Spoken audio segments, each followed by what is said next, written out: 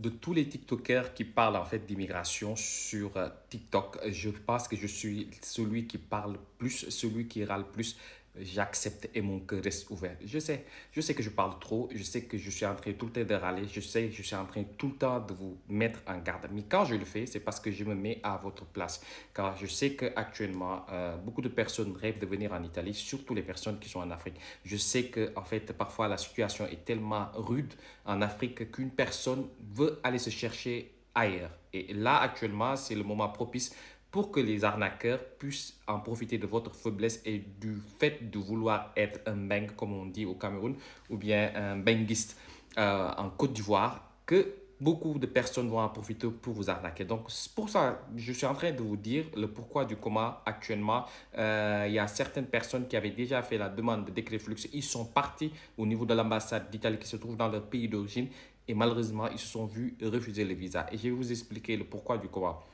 Si vous vous souvenez, l'année dernière, j'avais fait déjà des vidéos détaillées de ce qui allait changer avec le décret Fluxi. Là, ce que le gouvernement a fait, le gouvernement a donné maintenant à toutes ces personnes de faire la demande de décret Fluxi à des conditions. C'est-à-dire, le jour où tu vas aller déposer en fait le visa au niveau de l'ambassade, ils vont laisser passer quelques jours et ils vont essayer d'appeler ton futur employeur. Si au bout de 7 jours, ton futur employeur ne décroche pas, c'est un motif de refus de visa. Certaines ambassades beaucoup plus gentilles, beaucoup plus élastiques, beaucoup plus flexibles, qu'est-ce qu'ils font? Ils vous appellent pour vous demander un complément de dossier. Le complément de dossier, ils vont vous demander en fait ce qu'on appelle il proposta del contratto di soggiorno. Donc, toutes les personnes qui sont en Italie, normalement, quand ils font cette demande de décret fluxi, ça, ils l'ont parce qu'ils l'ont déjà signé. Et là, l'ambassade va appeler pour demander de confirmer le visa, oui ou non.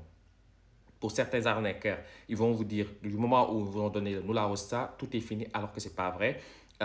Vu que maintenant, c'est comme ça que ça se passe. Donc, ce qui veut dire que même si tu pars à l'ambassade avec tous les dossiers, cela ne va pas dire qu'on va vous donner le visa. Parce que si on appelle, par exemple, ton futur employeur et que cette personne ne décroche pas son téléphone, malheureusement, ça peut être un motif de refus de visa. Donc, tâchez d'avoir ce qu'on appelle proposta del contratto di soggiorno. La personne qui est en Italie, il le sait, il va vous l'envoyer comme ça, tu l'as. Au cas où l'ambassade t'appelle pour te dire un complément de dossier, tu auras la possibilité d'aller amener ça. Et pour finir, de ce que je vais parler de l'ambassade d'Italie qui se trouve au Sénégal, parce que beaucoup sont en train de se plaindre du fait de la lenteur des visas. Je tiens juste à signaler que l'ambassade d'Italie qui se trouve au Sénégal, malheureusement, ils font de leur mieux et c'est pas pour le défendre, mais il faut savoir que cette ambassade n'est pas la Guinée, Guinée-Bissau, Guinée-Conakry, le Mali, le Sénégal, le Cap-Vert et la Gambie et le Sénégal et parfois le Sierra Leone et le Libéria. Donc il faut juste avoir un peu de patience